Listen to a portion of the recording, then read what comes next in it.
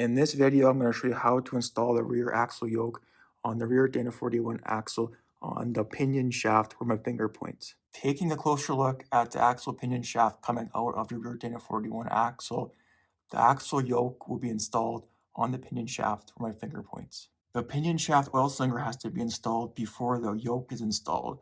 Just slide on the slinger onto the shaft. Going over all the components for this installation. Starting at our parts board, at the very bottom of the board we have the pinion shaft oil seal gasket.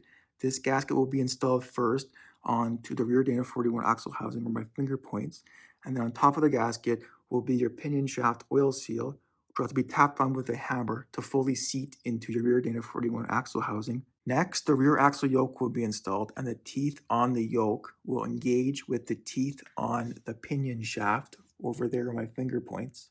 The pinion shaft teeth I'm referring to are these teeth. Once the rear axle yoke is installed, a pinion shaft drive shaft washer will be installed on top of the yoke, and then on top of that will be your pinion shaft drive shaft nut. This will thread into the pinion shaft coming out of your Dana 41 axle. The tools required for this installation is a hammer, a ratchet, a breaker bar with an 1 1/8" socket that will allow you to tighten our nut, and then a torque wrench to torque that nut to 100 foot-pounds. Lastly, these will be required as well. You're going to need some differential oil that will help with seating the teeth on our axle yoke with the teeth on the pinion shaft.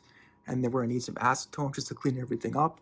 And then we're going to use some grease to grease up our oil seal to prevent this seal from wearing out when it rides on the yoke. The first step is to use some acetone to clean up this ridge where my finger points where the gasket and the oil seal is going to ride.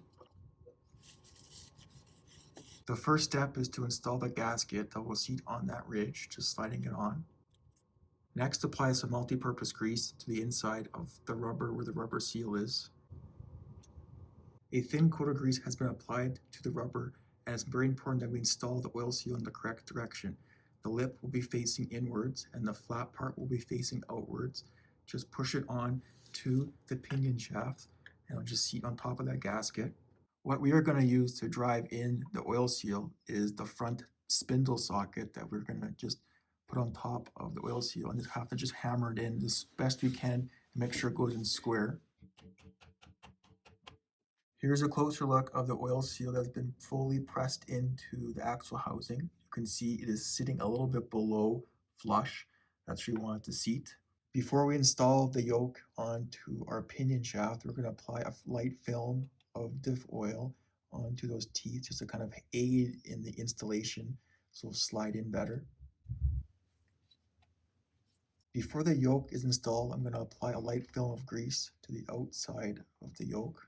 Will make contact with your oil seal. Also apply a light film of grease to the rubber seal.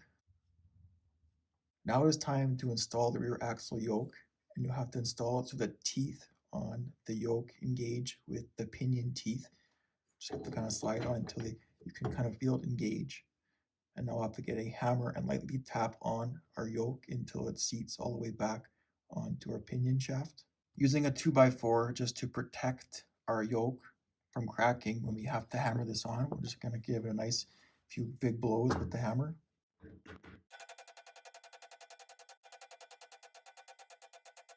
The yoke has been hammered on and is not fully seated against the oil seal. As you can see, there is a gap. You want to make sure that there is no gap between the yoke and the oil seal.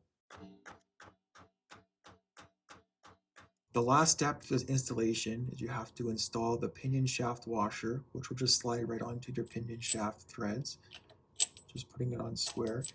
And then you also have your pinion shaft nut. This is going to be your locking nut, as there is no cotter pin in your pinion shaft, or this is not a crown nut.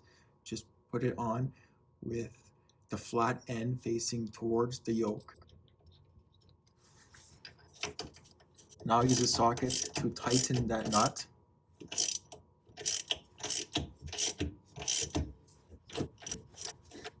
Now using a breaker bar to get the nut further onto those threads. The final step for this installation, we have to now torque this nut to 100 foot-pounds using a torque wrench.